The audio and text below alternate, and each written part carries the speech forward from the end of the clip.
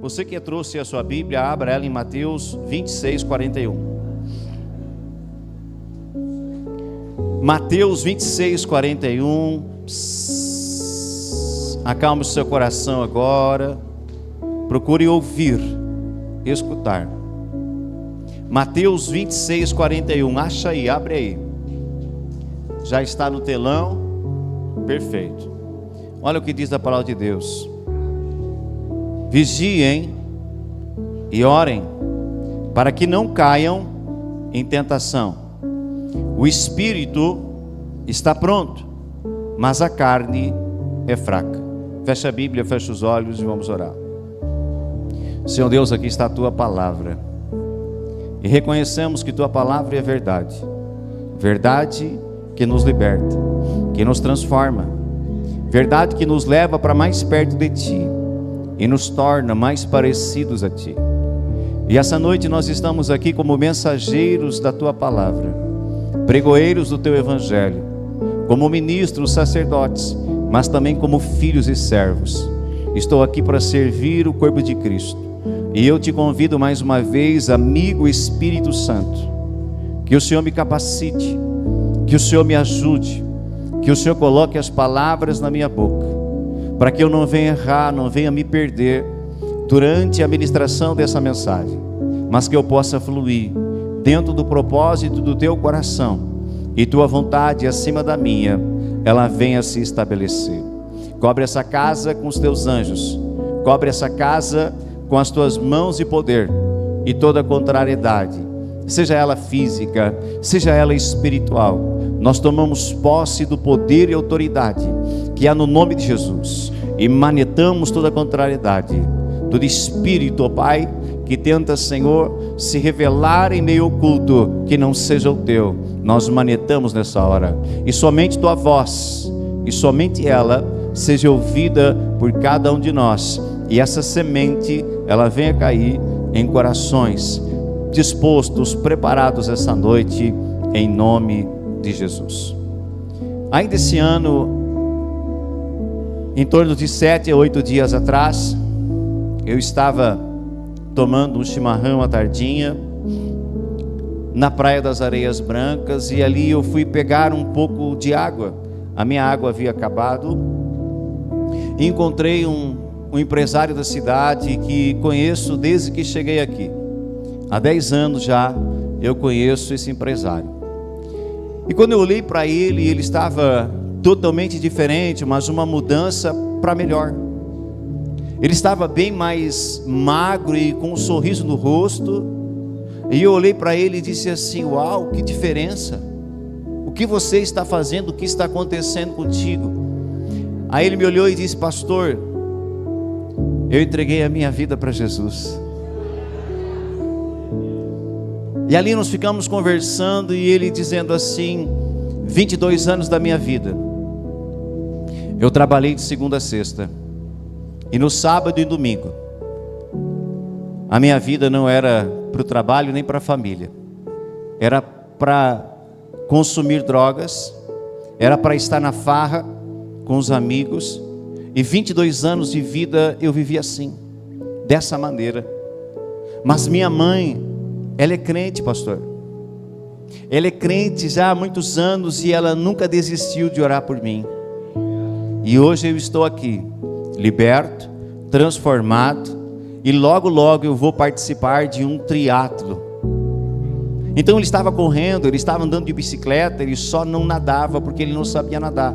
Mas o sorriso dele, a vida dele era totalmente diferente. Um homem que há 22 anos estava preso, agora estava livre.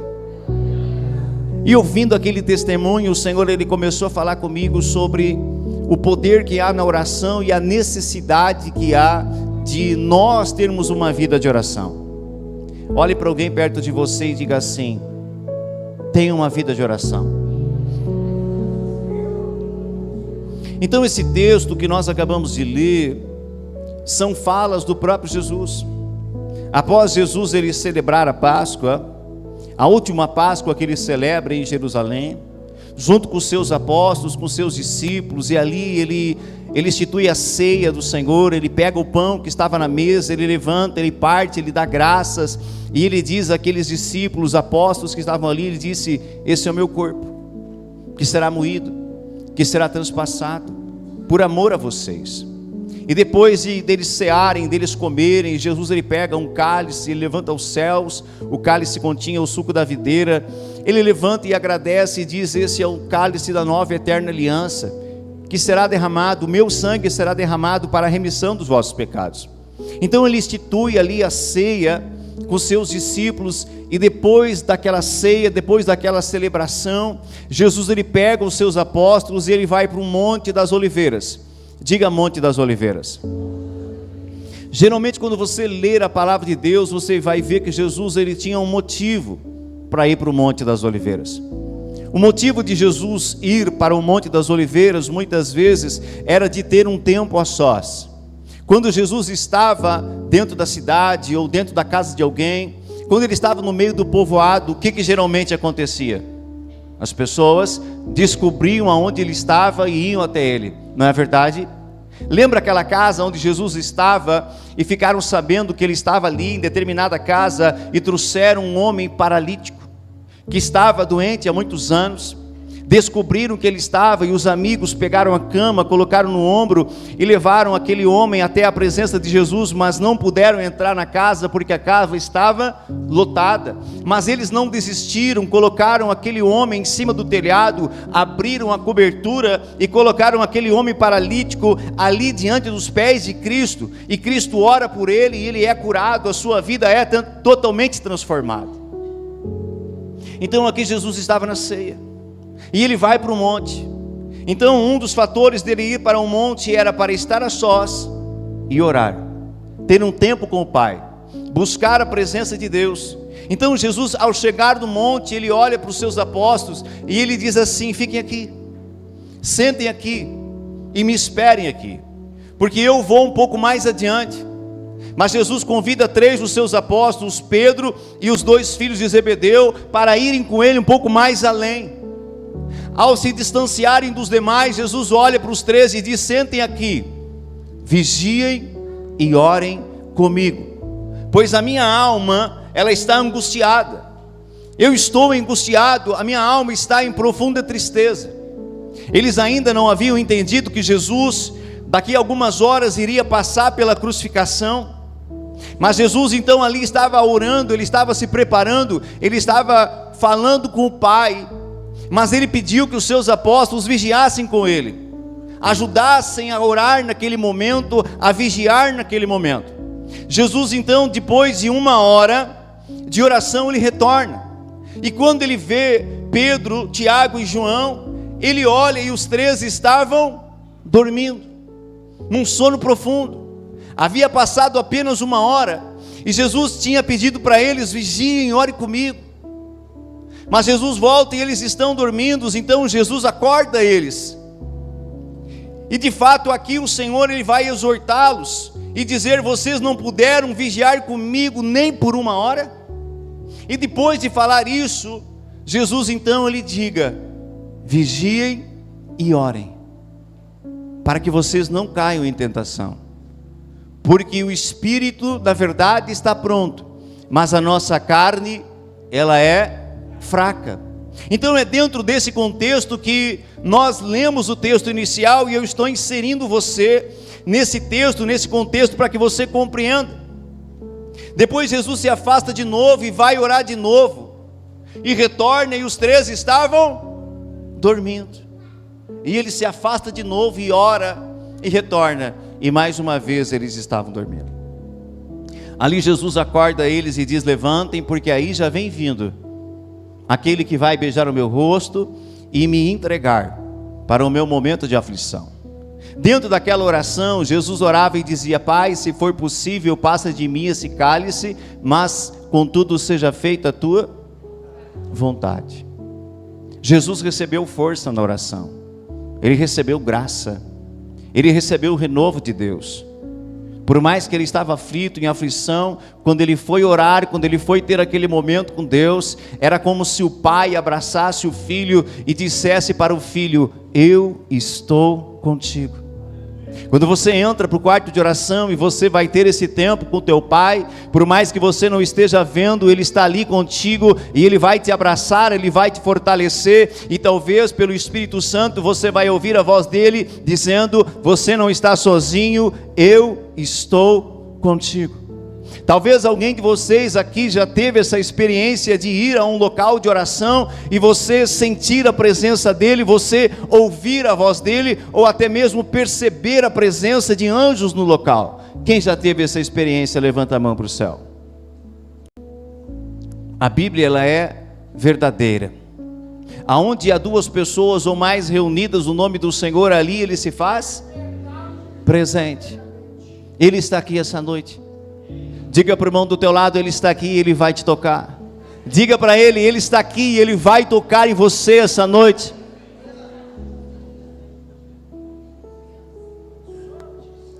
Essa advertência de Jesus, nós precisamos observá-la. Aquilo que Jesus disse para ele, há princípios extraordinários que muitas vezes nós apenas lemos e não meditamos.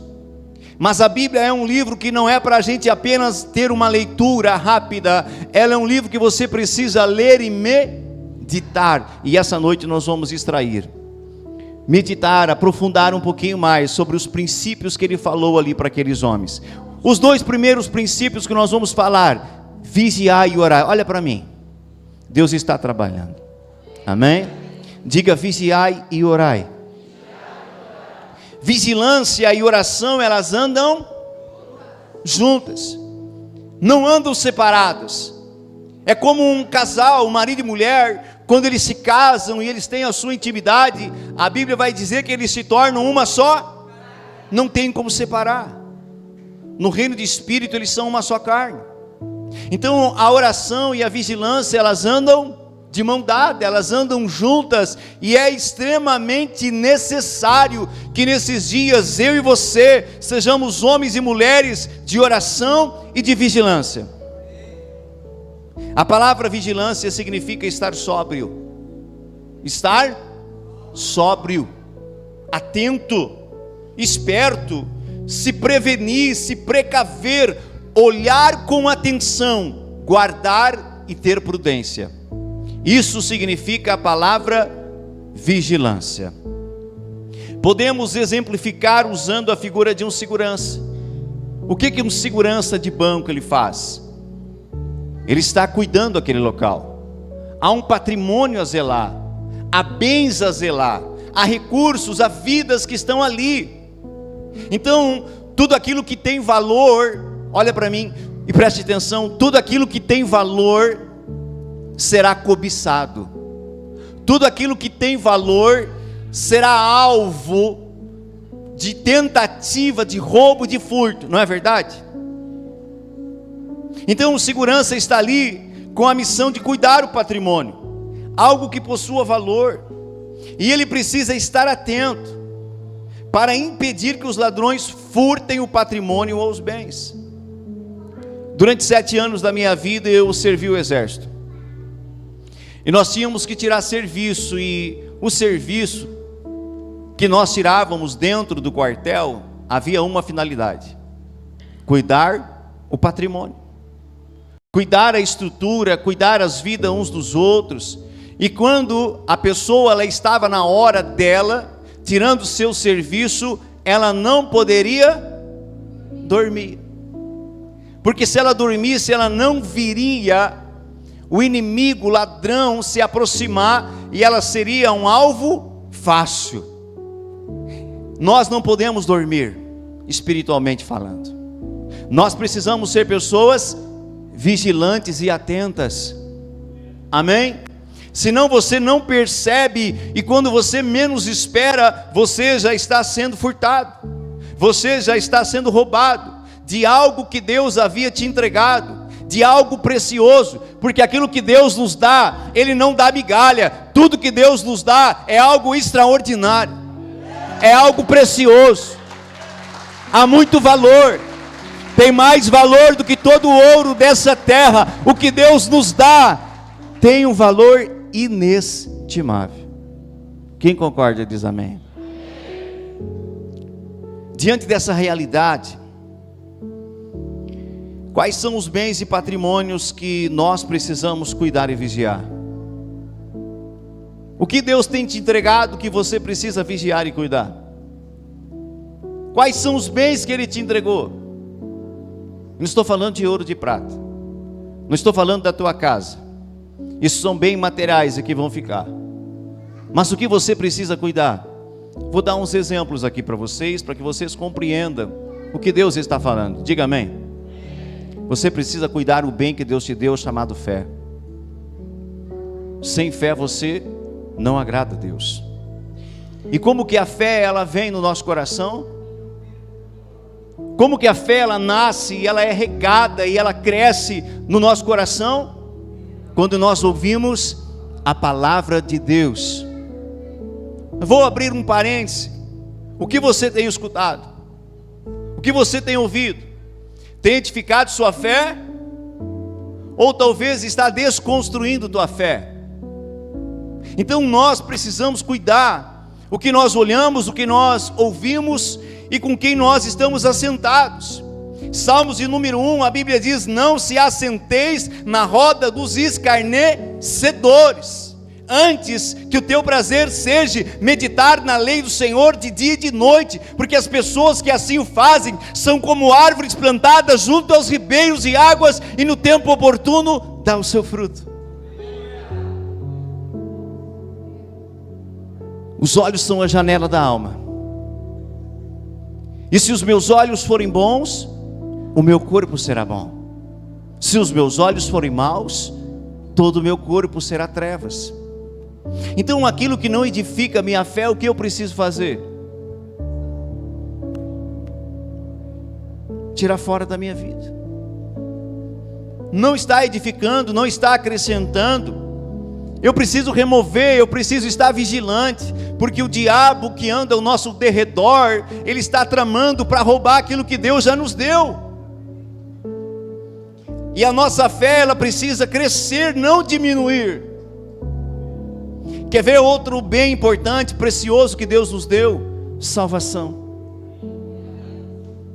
Há pessoas que acreditam que uma vez aceitando Jesus, para sempre elas serão salvas. Isso é verdade? Não é. Oxalá se assim fosse. Seria tão fácil e tantos entrariam no reino de Deus. Mas não é. Não é. A nossa salvação, ela precisa ser o quê? Cultivada, vigiada todos os dias da nossa vida. O nosso inimigo quer roubar isso de nós. Ele quer remover a nossa fé, quer remover a nossa salvação. Quer ver outro bem que Deus já nos deu, que nós temos que cuidar? Sua presença. Você sabia que você é templo do Espírito Santo? Deus escolheu habitar dentro de nós. Eu não sei se você entende o privilégio que éramos sermos casas espirituais de Deus.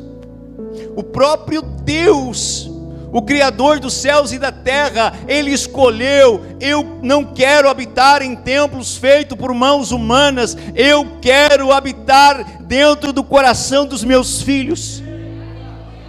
Ter intimidade, ter comunhão, estar próximos a eles, ensiná-los o caminho, ajudá-los, amá-los, conduzi-los. Eu quero estar com eles, da tua mão, todos os dias da minha vida, até a consumação dos séculos. Você é templo de Deus, nosso corpo é templo do Espírito Santo. Mas se eu não cuidar da presença dEle, ela vai embora. E quando você menos se percebe, o Espírito Santo já se foi, já saiu. E você continua acreditando que Ele está ali, talvez Ele já está longe, chorando e olhando para você e pensando: filho, volta para mim. Se arrependa, pare de fazer essas coisas, pare de executar o que você está executando, se arrepende, volte para mim, porque não há pecado que o Pai não possa perdoar. O Espírito Santo, ele chora com saudade. Você sabia disso? O Espírito Santo, ele tem um choro, é um choro de dor, é um choro de saudade. E talvez muitos de nós estamos entristecendo e ele está se afastando, fruto da nossa conduta, fruto das nossas práticas. Mas hoje é a noite que o Senhor está dizendo para você: vigie, meu filho, vigie, minha filha. Aleluia. Quer ver outro bem importante que o diabo quer roubar de nós? Família. Hoje é o culto da família. Hoje é o culto da família. O que o diabo quer roubar de você? Sua família.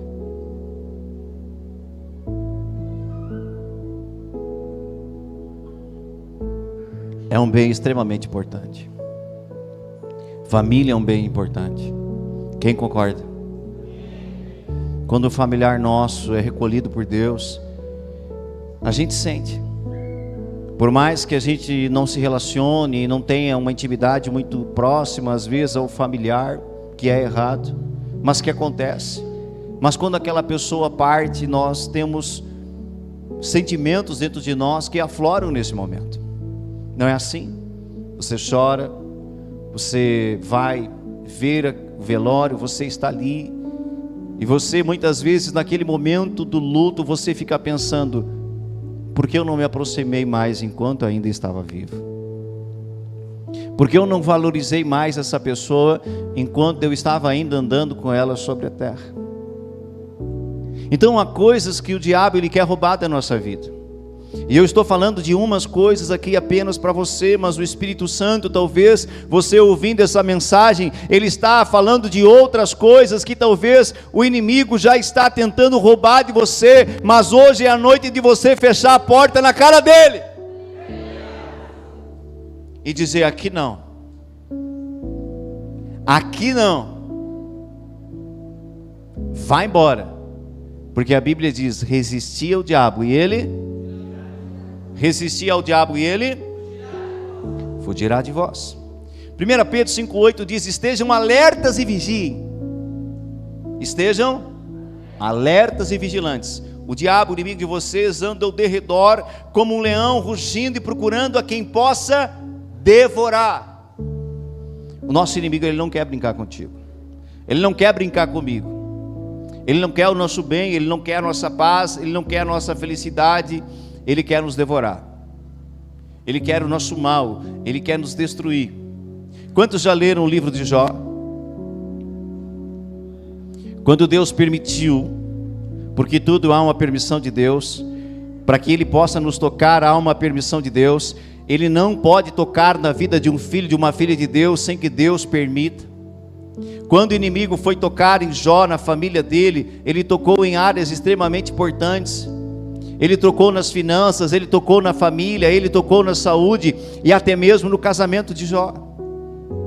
Então, quando ele vem, querido, contra nós, quando ele se lança contra nós, e nós não estamos vigilantes, e deixamos ele chegar na proximidade e nos enganar, coisas terríveis podem acontecer.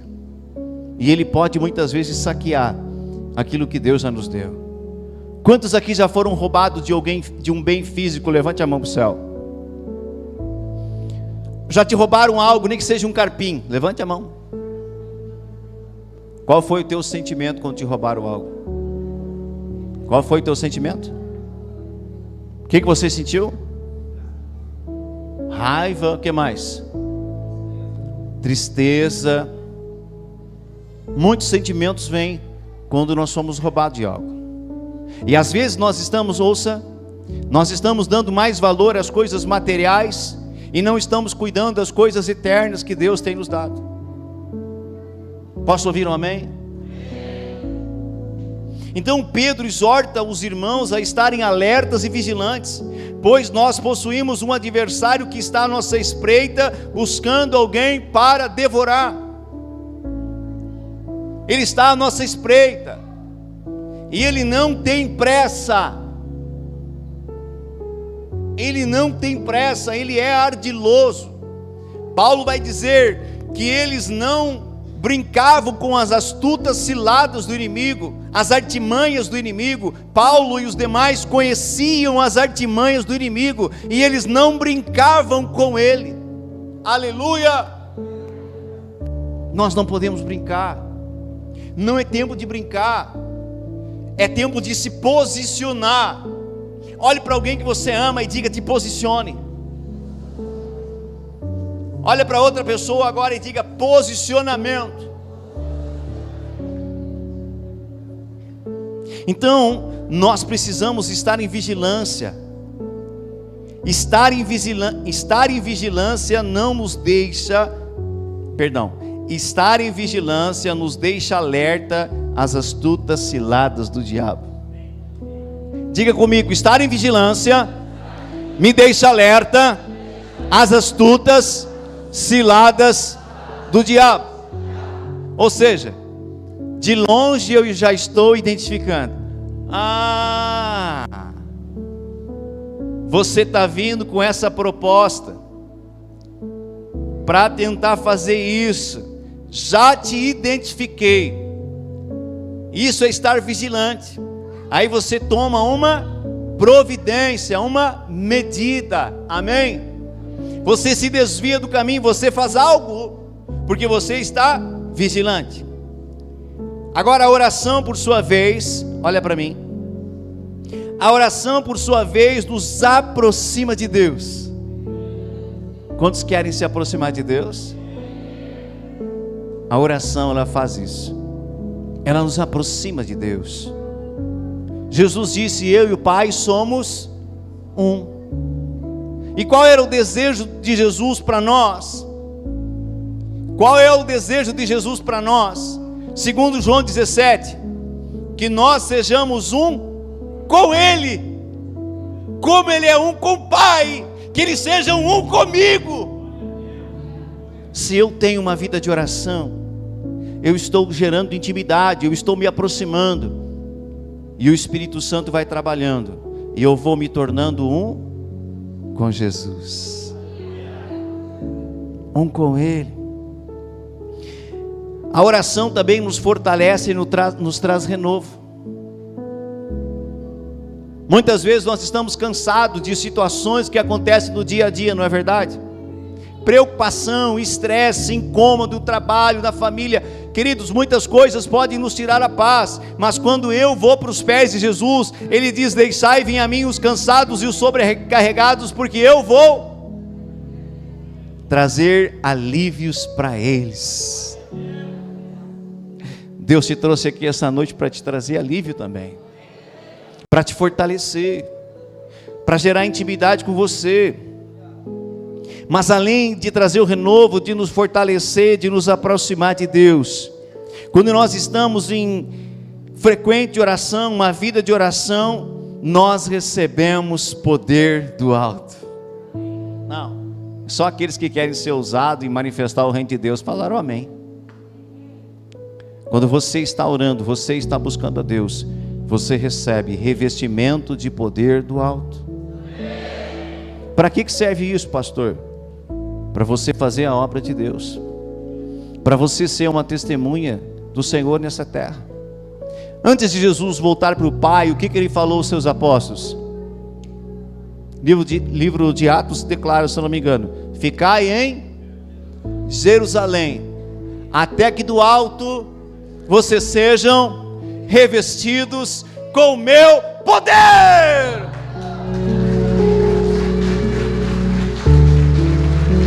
Todo filho de Deus pode ser revestido com o poder de Deus, mas o poder vem para uma finalidade: fazer a sua obra, fazer a vontade de Deus, ser testemunha dEle.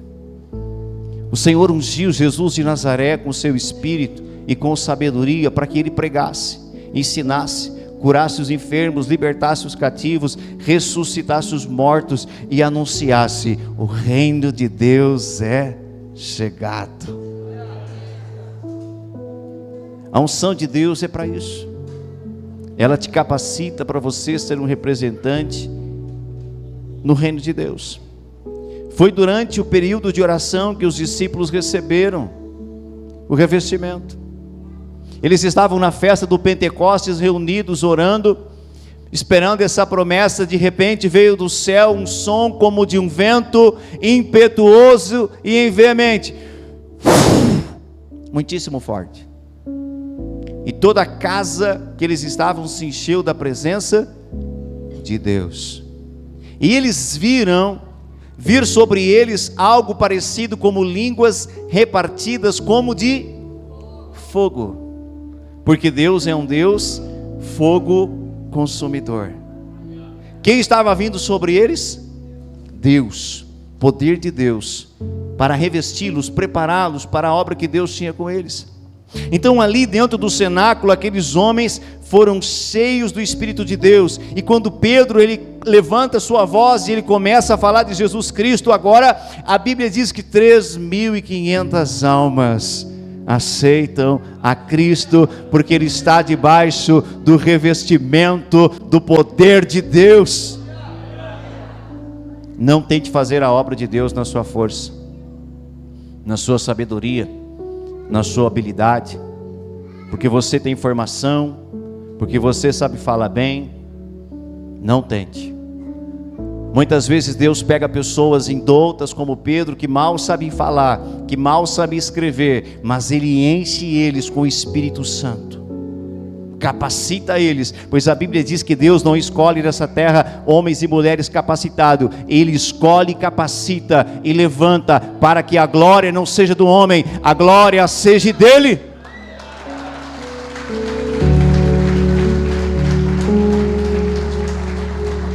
A oração, ela tem muitos benefícios. O tempo é curto, mas a oração tem muitos benefícios. Outro benefício da oração eu quero te mostrar em Filipenses 4, do 6 ao 7, que diz assim: não andem ansiosos por coisa alguma, mas em tudo pela oração e súplicas e com ações de graça, apresentem seus pedidos a Deus. Ponto. E a paz de Deus, diga comigo, a paz de Deus. Não, mais uma vez, e mais bonito, diga: a paz de Deus, que excede todo entendimento humano, guardará o coração e a mente de vocês em Cristo Jesus. Nós vivemos em um período onde muitas pessoas estão ansiosas, tomando medicamento, depressivas, com tantas coisas, e não conseguem dormir. Talvez a resposta para isso seja falta de... A Bíblia está dizendo que quando eu vou para o meu quarto, em oração eu apresento as minhas petições diante de Deus, eu coloco tudo diante de Deus em orações e ações de graça. Quando eu saio dali, eu já não saio mais o mesmo. Aquela ansiedade, aquele nervosismo, aquele peso fica ali. Vem sobre mim a paz do Senhor, que excede todo entendimento. Eu choro na presença dEle, eu grito na presença dEle, eu derramo tudo aos pés dEle e eu saio dali. Parece que eu estou mais leve. Já aconteceu assim contigo? A Bíblia precisa se cumprir. Quem ora não vive ansioso. Quem ora recebe a paz de Deus. Quem ora terá o coração e a mente protegidos. Sobre todas as coisas que você deve guardar, guarda o teu coração, porque dele procede as saídas da vida e da morte. Aqui está uma forma de você guardar o teu coração, estando na presença de Deus em oração, porque a paz dele vem sobre você, e o teu coração e a tua mente estão sendo guardadas. Outra maneira de você guardar o coração é enchendo o teu coração com a santa palavra de Deus. Aleluia. Jesus declarou que se estivermos vigilantes e em constante oração, nós não vamos cair em... Aqui nós entramos em outro ponto da mensagem: tentação. Da onde nos vêm as tentações? Qual é a fonte máxima da tentação? Sim, mas existe um agente que influencia a nossa carne. Isso, olha só. Então, de onde me vem a tentação? Quem é o agente por trás delas? Quando você vai no livro de Gênesis, ali no livro da criação, quando você vê o primeiro casal dentro do jardim do Éden, vivendo em harmonia, vivendo em obediência, vivendo diante de Deus, vivendo em fartura, em alegria plena, você vai ver que Satanás, ele entra dentro do jardim. E ele então, ele assume ali uma serpente que estava e se aproxima de Eva e traz uma sugestão. Ou seja, está conduzindo ela a uma tentação. Está tentando ela para que ela viesse desobedecer uma instrução que Deus havia dado. Então a tentação, ela sempre virá, olha para mim, para que a gente quebre princípios que Deus estabeleceu. E quando nós quebramos princípios da palavra de Deus que Ele estabeleceu, toda quebra de princípio terá consequências terríveis. Adão e Eva foram removidos do jardim. Adão e Eva tiveram consequências, e toda a humanidade até hoje tem consequências porque eles caíram na tentação. Eva não estava vigilante, Adão não estava vigilante. Se eles estivessem vigilantes naquela hora, se eles estivessem, querido, atentos, eles não teriam caído, mas caíram. Mas você vê que o nosso tentador, ele não parou ali. A investida dele não terminou naquele momento. Durante as páginas da Bíblia, os anos se passam, e agora você vê o Filho de Deus, em carne e osso. O Verbo se fez carne e habitou entre nós. Quem era o Verbo? O Verbo era Deus, e se fez carne e habitou entre nós. Jesus foi conduzido pelo Espírito Santo ao deserto com um propósito. Qual era o propósito? Ser tentado pelo tentador. O diabo fez propostas para ele, e a primeira deles, quando Jesus estava ali nos 40 dias da sua fome, no auge da sua fome, você precisa lembrar que ele era homem. Mesmo sendo Deus, ele se esvaziou da sua glória, da sua majestade, e ele ocupou um corpo humano. Jesus estava com fome, Jesus estava cansado, mas ele estava em jejum. Ele estava se preparando porque ele sabia que ele seria tentado. Ele estava atento, ele estava vigilante. E quando o tentador se aproxima e declara para ele: ei, tu és o Filho de Deus?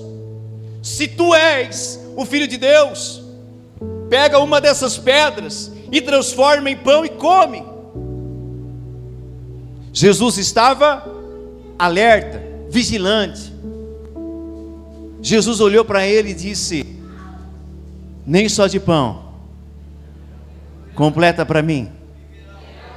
Nem só de pão, nem só de pão, mas de toda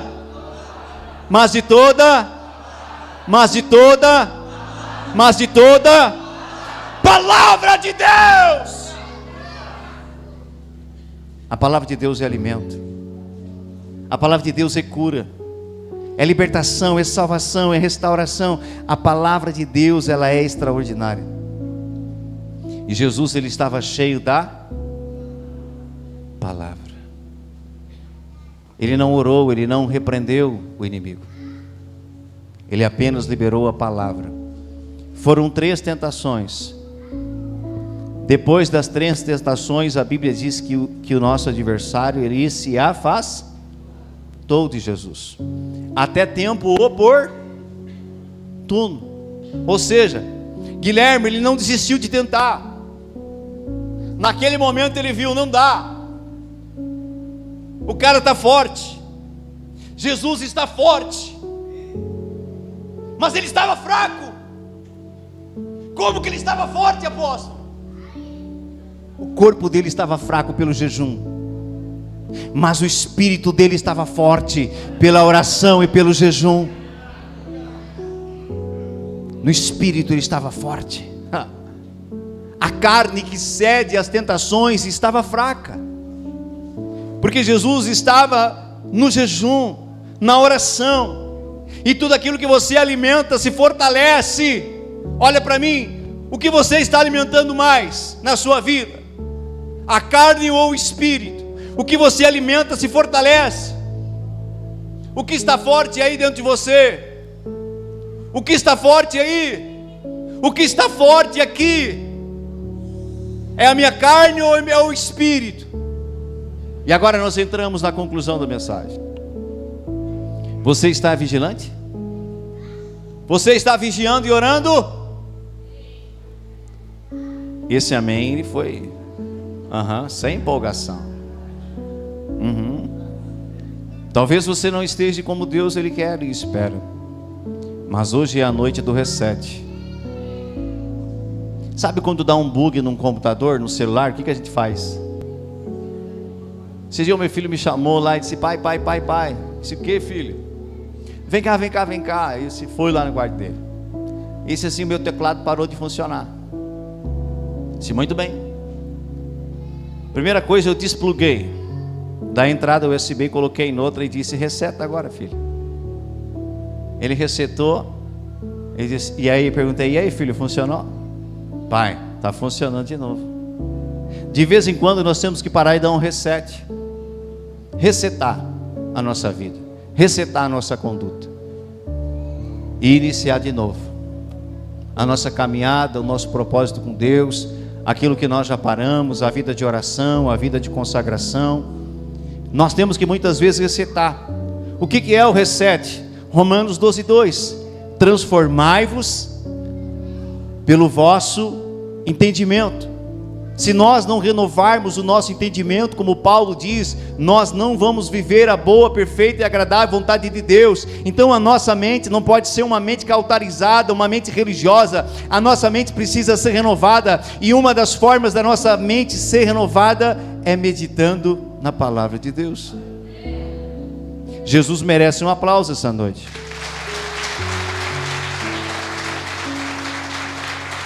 Concluindo, o Espírito está pronto, o ministério de louvor já pode vir.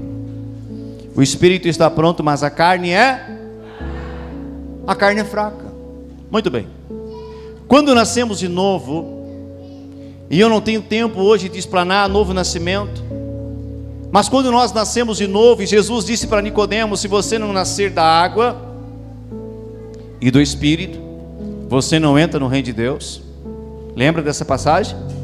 Lembra?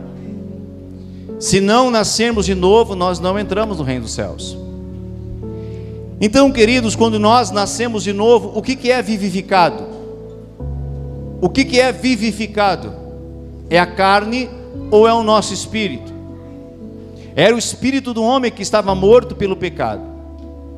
Quando nós nascemos, aceitamos a Cristo e nascemos de novo, o Espírito Santo ele vem com a sua vida e vivifica o nosso espírito que estava morto.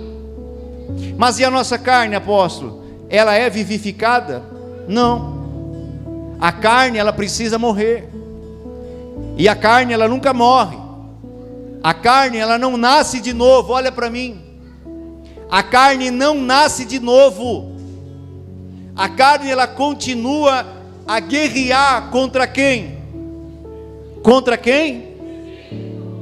Olha o que Paulo diz em Gálatas 5,17: porque a carne milita contra o espírito, e o espírito contra a carne, porque são opostos entre si, para que não façais o que porventura seja do vosso querer. Todos os dias a sua carne ela está lutando contra o teu espírito. Qual é a vontade do espírito? Qual é a vontade do nosso espírito, que foi vivificado pelo Espírito Santo? Orar, jejuar, estar em comunhão com Deus, se consagrar, andar em santidade e obedecer. Qual é a vontade da carne? Comer, dormir bastante.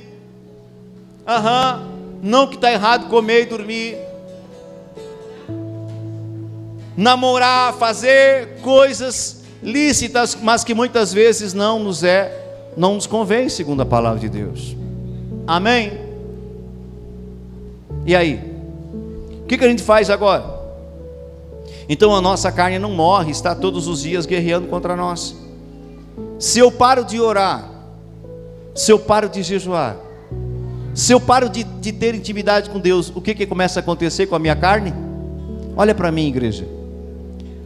Quando eu paro as práticas cristãs, jejum, oração, leitura, louvor, obediência, quando eu paro de praticar as práticas que Deus espera de todo filho de Deus, o que começa a acontecer com a minha carne, Maurício? Ela ganha força. Se a minha carne está forte, o que ela está inclinada a fazer? Pecar, cair na tentação. Amém? Jesus, Ele quer que eu e você somos pegados e venhamos cair na tentação. Essa é a vontade de Deus para nós? Não é. Essa é a tua vontade, irmão? Olha para mim. Essa é a tua vontade? Cair na tentação? O teu espírito não quer. Talvez você não queira, como Paulo diz: eu luto contra mim mesmo, eu guerreei contra mim mesmo, para que eu possa fazer o que o meu espírito quer, mas muitas vezes eu não consigo. Então há uma luta dentro de nós. A carne, ela não morre, ela está viva, e se eu alimento ela, querido, mais cedo ou mais tarde eu posso cair nas tentações e ser saqueado dos tesouros que Deus já me deu. Está disposto a perder os tesouros que Deus já te deu? A única coisa que Deus não remove, a única coisa que Deus não remove quando Ele dá, são os dons do Espírito Santo. Mas o Espírito Santo Ele remove. Os dons são permanentes e ficam. Há muitas pessoas hoje, não estou dizendo que estão aqui apontando o dedo e acusando, mas há muitas pessoas hoje que elas estão manifestando dons, mas o Espírito Santo já está a léguas de distância delas, porque elas caíram nas tentações. Pastor, Deus não ama ainda essa pessoa? É lógico que ama. E qual é o desejo de Deus para ela?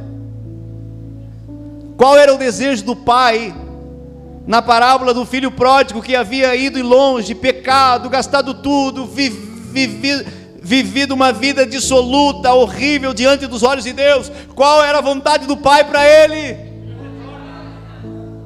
Vem, filho, volta, eu tenho festa, eu tenho banquete, eu tenho tudo para ti, eu te amo e eu quero você aqui.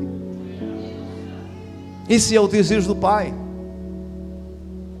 e esse sempre será o desejo do pai. Mas para que aquele filho pródigo voltasse para a presença dele, primeiro ele caiu em si. Ou seja, ele pensou: o que eu estou fazendo está errado, eu vou voltar para a casa do meu pai, porque aqui eu estou vivendo em miséria, aqui eu não consigo nem comer a comida que dão aos porcos, não me deixe comer. Na casa do meu pai eu tinha fartura, eu tinha honra, eu tinha respeito, eu tinha tudo do bom e do melhor. Vou voltar para a casa do meu pai, nem que ele não me aceite como filho, mas que ele me aceite como um dos meus serviçais, porque eu serei muito melhor tratado do como eu estou sendo tratado aqui. Ele volta e o pai faz festa. Quando um pecador se arrepende, a festa onde? Nos céus, mas na terra também. Porque se você tem o Espírito de Deus dentro de você, o amor de Deus está aí. Quando alguém se arrepende, você também festeja. É ou não é verdade? Mas infelizmente nós temos uma tendência maligna, vamos dizer assim, de festejar quando vemos alguém caindo. Eu e você não podemos festejar a queda de ninguém. Não podemos nos alegrar de ver alguém quebrando a cara. Sabe o que nós deveríamos fazer quando alguém cai, quando alguém erra, quando alguém se afasta da presença de Deus? Jejuar, orar e chorar. Jejuar, orar e chorar, para que, se porventura o arrependimento torne a entrar no coração daquela pessoa e ela volte para Deus. Como é que está a tua carne e o teu espírito, irmão? A balança.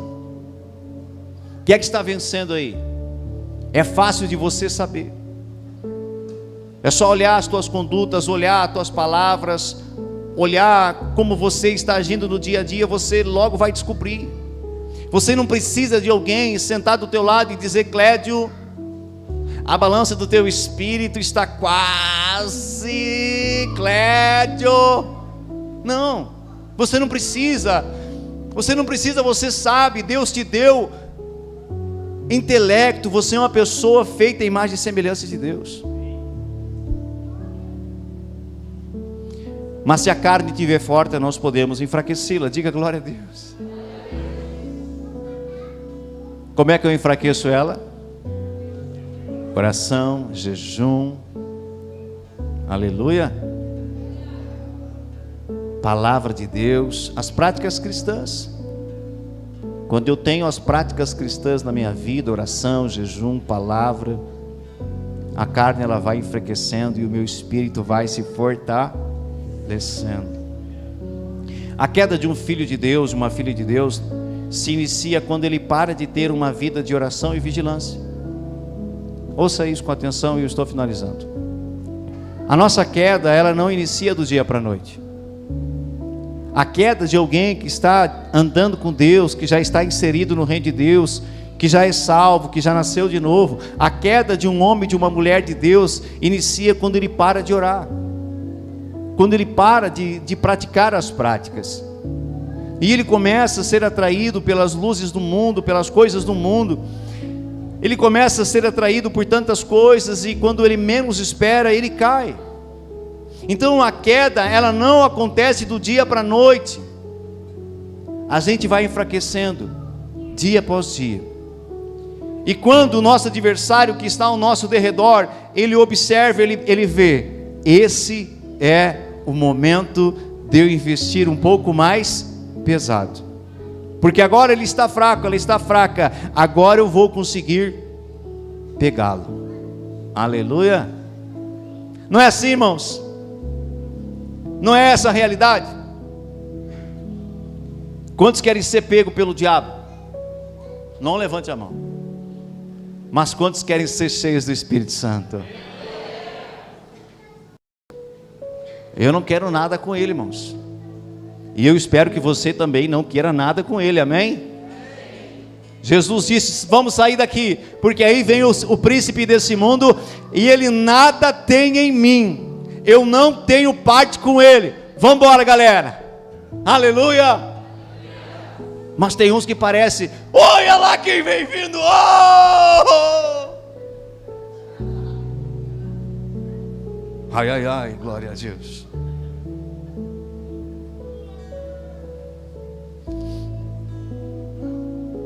Minha oração essa noite é para que o Senhor ele venha despertar aqueles que se esfriaram nas práticas da disciplina cristã: oração, leitura da palavra, jejum, vigilância, temor, obediência, santidade e assim por diante. A Bíblia declara em 1 Coríntios 10, 12: assim, aquele que pensa estar de pé, cuidado para que não caia. Se você está de pé hoje e você já viu alguém caindo, isso precisa servir de lição, de aprendizado para nós. E a Bíblia é muito clara, Jesus foi muito claro, o apóstolo Paulo foi muito claro: aquele que está de pé, cuide-se. Não pensa que você é superior, não pensa que você é o Superman, a Mulher Maravilha, não pense que você está isento, não pense. Cuide-se, acautele-se, porque senão você também pode cair. Vamos aplaudir Jesus essa noite?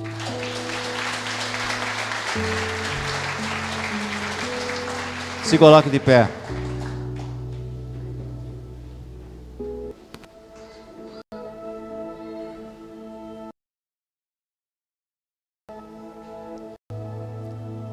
Teve um momento que os apóstolos chegaram para Jesus e falaram, mais baixo um pouquinho só, Giovanni. Teve um momento que os apóstolos chegaram para Jesus e falaram assim: mestre, nos ensina a orar. E eu estava meditando nessa mensagem que entreguei para você, e naquele momento me veio esse flash do Senhor.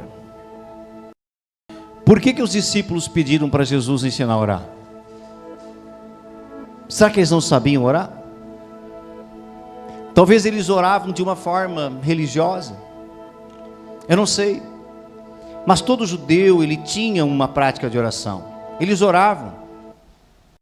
Você vê Daniel, você vê os antecessores, as gerações passadas orando, mas os discípulos pediram para Jesus: nos ensina a orar. Talvez eles não estavam tendo uma vida de oração tão necessária e fruto de ver o mestre deles orando, muitas vezes, fruto de ver a intimidade de Jesus com o Pai, aquilo lhe chamou a atenção deles, ao ponto deles chegarem para Ele: nós estamos vendo o Senhor orar e ter essa intimidade tão maravilhosa, tão diferente com o Pai, e nós também queremos orar, queremos também ter essa intimidade. E Jesus ali então ensina eles a orar. E a oração, o modelo que Jesus ensina, já começa com algo extraordinário. Pai nosso, que estais nos céus. Veja que Jesus, ele ensinou os seus discípulos a chamar a Deus de Pai. Você tem um Pai. Você tem um Pai. Um Pai que está pronto para te socorrer. Um Pai que te ama. Um Pai que quer ver a vontade dele se cumprindo na sua vida. E a vontade de Deus é boa, perfeita e agradável. Então a oração do Pai Nosso é uma oração modelo que trabalha muitas áreas. Não tenho tempo de falar aqui delas. A área do perdão, a área da provisão, a área de se sujeitar a Deus. Há muitas áreas que a oração do Pai Nosso trabalha, ensina ali. Mas o maravilhoso é: Senhor Jesus, nos ensina a orar. E fica evidente que eles não tinham uma vida eficiente de oração quando eles estavam no Getsêmani com Jesus. Eles dormiram. Mas depois que Jesus voltou ao Pai, depois que ele ascende, ele volta para o Pai, algo acontece na mente deles, na vida deles. Eles são despertos por Deus. Eles entenderam que agora a responsabilidade era deles, não era mais de Jesus. Antes eles estavam andando com Cristo e eles dependiam de Jesus, eles se espelhavam neles, mas Jesus era aquele que era o maior responsável pela vida deles, cuidando eles, zelando por eles. E Jesus orava por si mesmo e pelos demais. Mas quando Jesus volta ao Pai, eles tiveram que ter uma atitude. Quando você vê no livro de Atos, ali as viúvas começando a ter necessidade, você vê os apóstolos separando os diáconos para cuidar daquela necessidade, para que eles não viessem a negligenciar duas coisas: oração e leitura da palavra. Eles entenderam, cristiano, que aquilo que era mais precioso para eles, os apóstolos, os líderes da igreja, era continuar a ter uma vida de oração e de leitura da palavra. E Pedro orava, e a Bíblia vai dizer que quando eles estavam indo para o templo, na oração, ele e João, às 3 da tarde, lá estava um homem paralítico de nascença, e aquele homem lhe pede esmola. E Pedro olha para ele, fitando os olhos, vendo que ele tinha fé. Pedro vai dizer: não temos prata, não temos ouro, mas o que nós temos, isso nós te damos. Levanta e anda em nome de Jesus.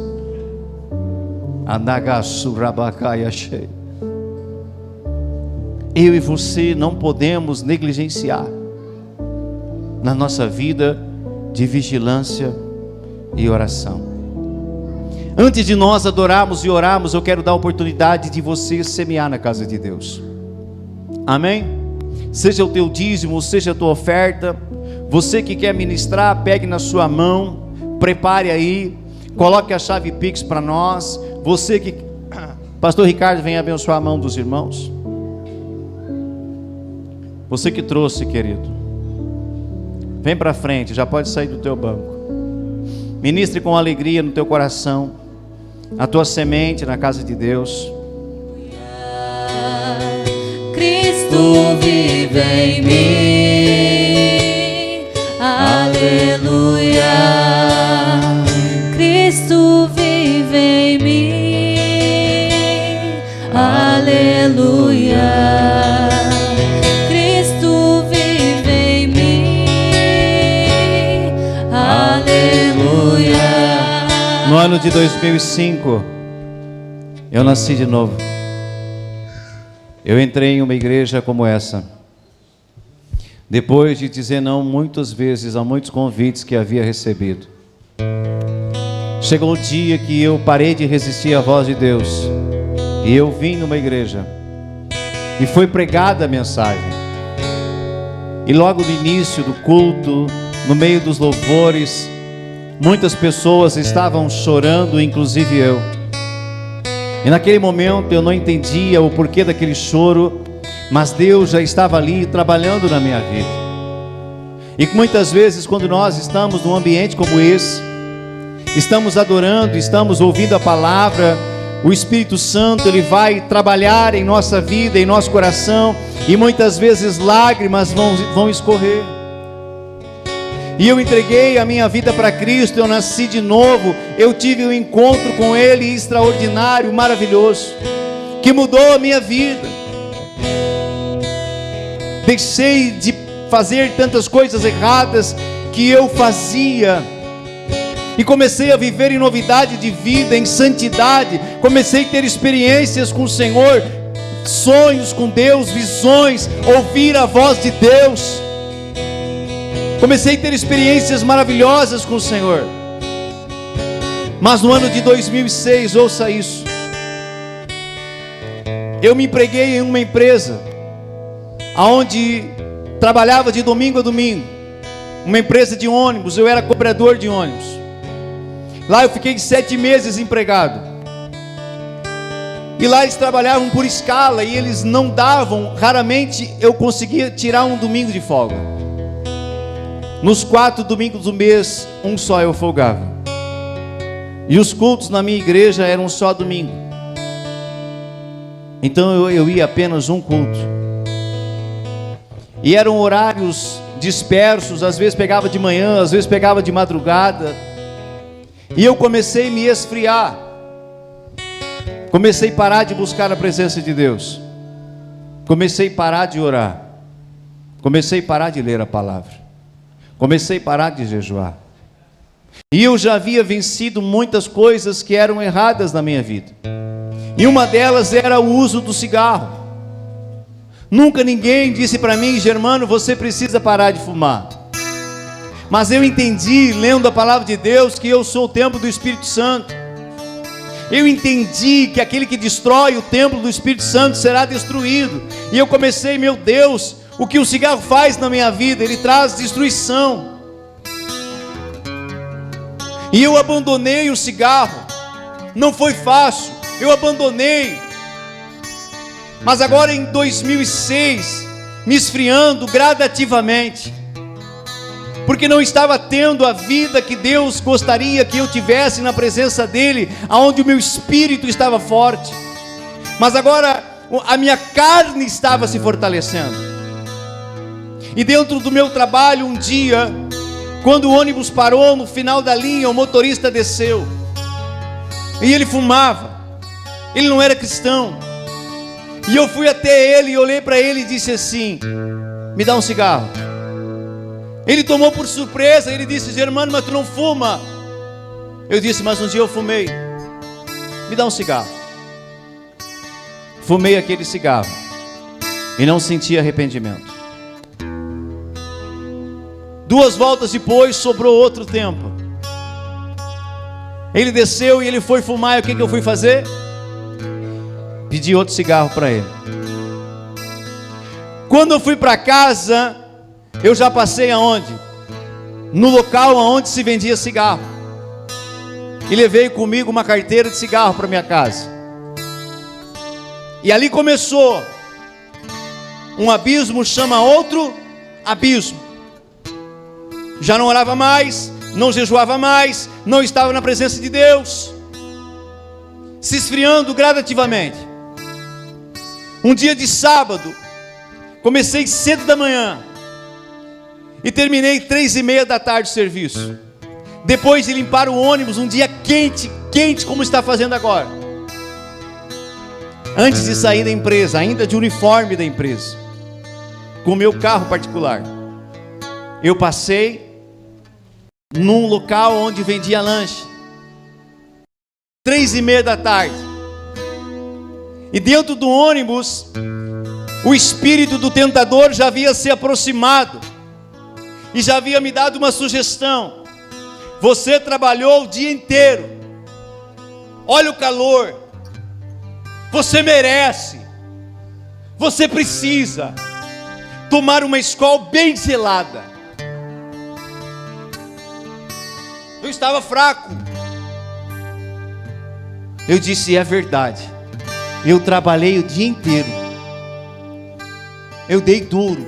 Olha o carorão, vou pegar uma latinha de Skol que desce redonda. E peguei e coloquei dentro do carro e ó,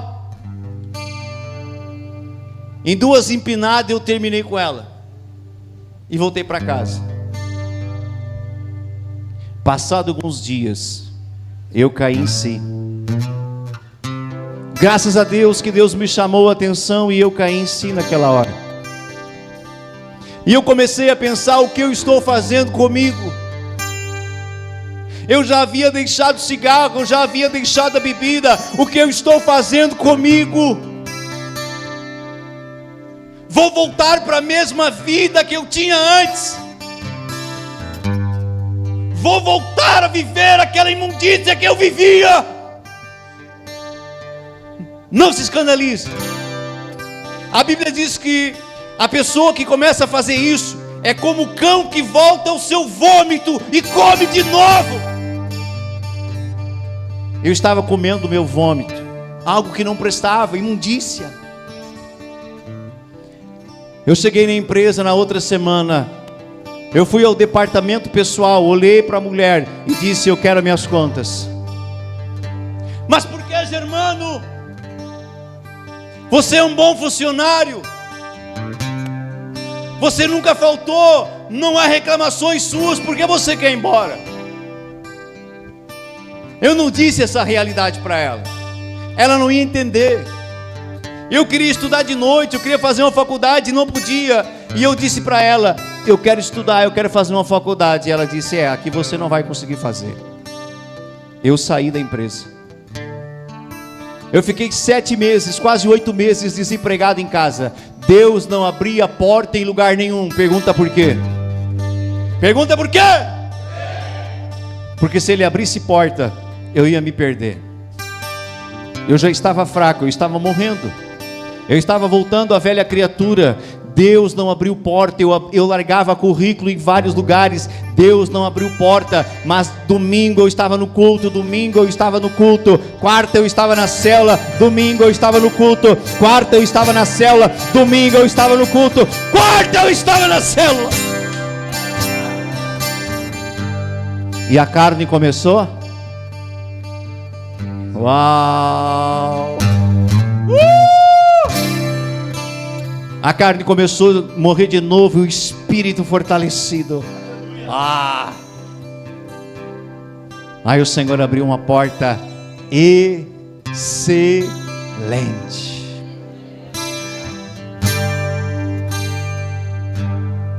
Às vezes é necessário, querido, abrir mão de coisas, viu? Às vezes até mesmo de um trabalho.